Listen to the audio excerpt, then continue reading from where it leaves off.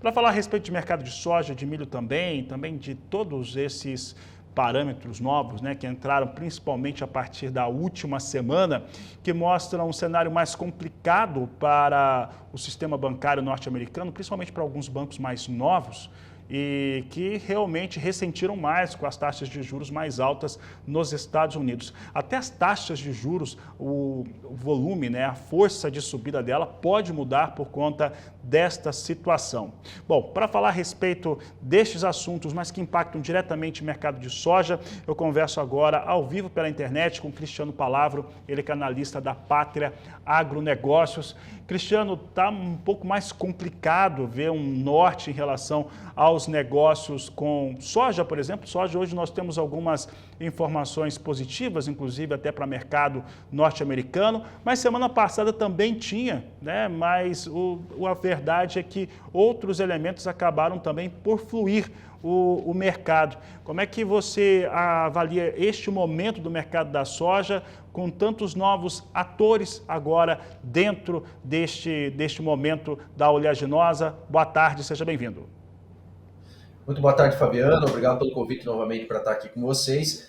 De fato, Fabiano, nós temos aí um mercado muito direcionado nesse momento pela macroeconomia, pelo mercado financeiro. Nós não estamos tendo tantas mudanças nos fundamentos do próprio mercado da soja.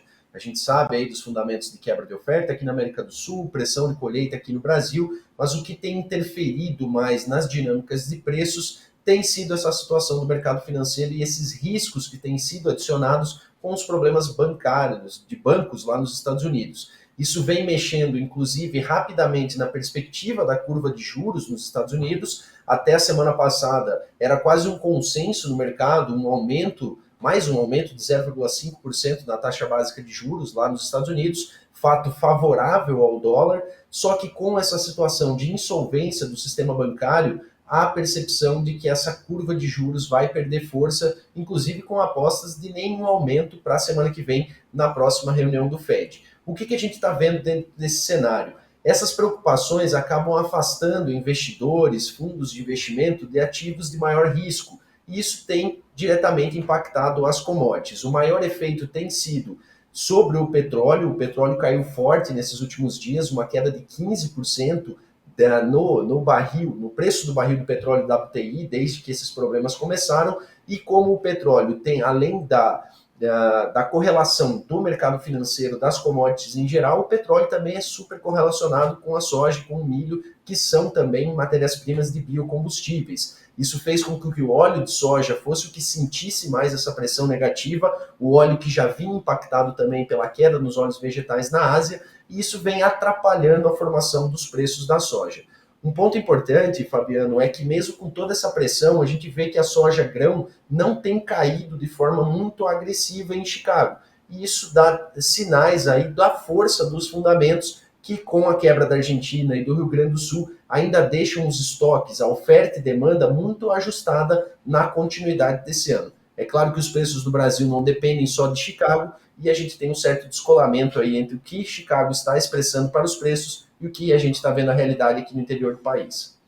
Cristiano, é uma pergunta até bem direta. Se nós olharmos o quadro de oferta e demanda, ainda mais com as últimas atualizações de Conab aqui no Brasil, semana passada, Departamento de Agricultura norte-americano, da Bolsa de Comércio de Rosário, na Argentina, e a Bolsa de Cereais de Buenos Aires, nós temos um quadro de oferta e demanda bem ajustado. E estar bem ajustado é altista ou deveria estar altista para este mercado de soja? Sim, é um fator importante de suporte para o preço. Ele não consegue necessariamente trazer uma alta agressiva, mas ele fez com que, mesmo com a grande colheita no Brasil, a gente não tivesse uma perda de preços nas cotações da soja em Chicago. Então, esse fundamento internacional ele é favorável porque segurou uma das pontas de formação do preço. Como a colheita aqui no Brasil ela está favorável, estamos no meio dessa colheita e com bons resultados, o efeito está sendo mais local, né, nos prêmios, do que um efeito internacional que se refletiria em Chicago. Mas, de fato, Chicago, esse fundamento ajustado, como você colocou, trouxe força para a ponta Chicago mas é como eu falei, não dependemos só de Chicago para a formação dos preços aqui, logística está complicada, prêmios negativos, como a gente não via desde 2021, por isso que o preço da soja está tão baixo aqui no Brasil, mesmo com esse quadro ajustado de oferta e demanda. E, Cristiano, esse preço baixo tem incomodado demais o produtor. O produtor entra em contato, né, diz que não vai comercializar, já não estava comercializando, não vai comercializar, está bem satisfeito com esses valores, o nosso telespectador aqui no canal do Boi. Mas olha só, nós temos aí algumas questões, né? Primeiro, esses elementos, né, do mercado financeiro que influenciam, a oferta de soja, né, que vem neste cenário. Nós temos o atraso na colheita, que faz com que tenha um atraso também para os embarques, e aí esses navios pagam um maior número de diárias e acaba também por pressionar ou afetar os prêmios pagos por soja aqui no Brasil. Por outro lado, nós estávamos olhando agora, o dólar, por exemplo, vai mantendo uma margem de 5,29, está muito próximo a R$ 5,30. Em termos de comercialização e até de uma abertura de uma janela melhor, pensando nesse comportamento do macro cenário, do macroeconômico, dá para nós pensarmos em que devemos ter, em algum momento breve, uma janela de comercialização para os produtores? Sim, Fabiano. De fato, quando a gente projeta os preços da soja, olhando o que temos de Chicago, prêmios e câmbio futuro, há uma percepção, sim, de melhora dos preços mais à frente. Mas um ponto importante, Fabiano, que tem que ser colocado. Primeiro é o fluxo de caixa. Muitos produtores não fizeram a negociação antecipada dos volumes que cobririam aí seu fluxo de caixa pelo menos até maio, onde a gente ainda vai ter muita pressão sobre a colheita, e esses produtores vão ser forçados a colocar esse produto no mercado, independente do preço baixo que esteja. Então, nesses casos de quem vendeu muito pouco antecipado, a situação é um pouco mais complicada. Para quem consegue segurar a soja, o que tem que ser pensado nesse momento? Ok, existem projeções de preços melhores lá na frente? Sim, isso é um fato. Mas quanto vai custar carregar essa soja até julho, até agosto, até setembro ou até o final do ano? Nós estamos com um custo de oportunidade muito alto esse ano, pelo menos 1% ao mês é a remuneração que o produtor pode oferir com essa soja vendida antecipada. Os custos de armazenagem do armazém, para quem coloca em armazém geral, por exemplo, estão mais altos. Tem a quebra técnica. Então, se a gente somar todos esses fatores, para quem está pensando em carregar a soja lá para setembro, outubro, ele tem que pensar que isso vai custar pelo menos 12, 14 reais por saca para carregar essa soja até lá. Será que o mercado vai conseguir entregar um resultado que compense esse gasto adicional? Muitos produtores também estão pensando em captar recurso no banco para segurar essa soja. A taxa de juros não vai ser inferior a 1,3, 1,4 e até mais que isso para captar esse recurso. Será que vale a pena efetivamente contratar dinheiro para carregar a soja, já que o custo do dinheiro está tão alto nesse ano? São essas as contas que o produtor vai ter que ficar atento para fazer a comercialização. Às vezes o preço não está tão bom, mas carregar também não é a melhor estratégia, dependendo da necessidade de fluxo de caixa dele. Cristiano, semana passada eu estava no Rio Grande do Sul, estava no Almitoque, nós fizemos os programas, inclusive todos de lá, e eu conversava com alguns produtores gaúchos e alguns deles posicionavam até uma ideia que é meio que emprestada do produtor argentino, que o produtor do Paraná também, de certo modo, faz, mas faz por outros motivos, muito mais por conta do tamanho da sua produção, que está relacionado a segurar soja e mantê-la mesmo como se fosse uma espécie de poupança. Muitos desconfiados também da questão dos valores que vão ser comercializados, também do valor que possa vir a subir. Você acredita que essa é uma tendência que pode, inclusive, trazer algum tipo de prejuízo para o produtor, pensando numa virada de semestre com um volume muito grande ainda de soja para comercializar no Brasil? Excelente ponto, Fabiano. Realmente, como eu falei antes, o que o produtor precisa avaliar nesse carrego dessa soja lá na frente é quanto isso vai custar para ele e quanto. Vamos tirar o custo de armazenagem, vamos imaginar que ele use a forma mais barata de armazenar esse grão, silo-bolsa, enfim, algo nesse sentido que não traga aí um custo de carrego tão alto. Se a gente colocar só a conta do custo de oportunidade, de quanto ele faria de remuneração sobre a venda dessa soja, se ele aplicasse o recurso na atual taxa de juros hoje, num investimento seguro, um título público, uma renda fixa de um grande banco, então será que efetivamente vale a pena fazer essa poupança, já que mês após mês ele estaria tendo remuneração sobre esse dinheiro e ele não sabe exatamente qual é o cenário futuro dos preços? Tem que se avaliar também que a gente está na iminência de uma safra americana novamente. Chicago é muito afetado pelo mercado local. A gente não vai ter um crescimento de área, provavelmente, nos Estados Unidos esse ano, mas se a safra der certo, eles vão colocar mais 120 milhões de toneladas no mercado, no momento em que a demanda não está fraca, está atrasada, mas também não terá grandes sobressaltos. Então, a grande questão é pensar no custo do valor do dinheiro e se realmente vale a pena tomar esse risco de ficar com essa soja na mão tanto tempo, pensando aí numa melhora de preços futuros. Mas é claro que como a venda está muito, muito atrasada esse ano, muito produtor vendeu muito pouco, isso vai acontecer. A gente vai ter mais soja brasileira no mercado no segundo semestre, isso é um fato para esse ano e coloca também em risco a precificação que costuma ser melhor no segundo semestre.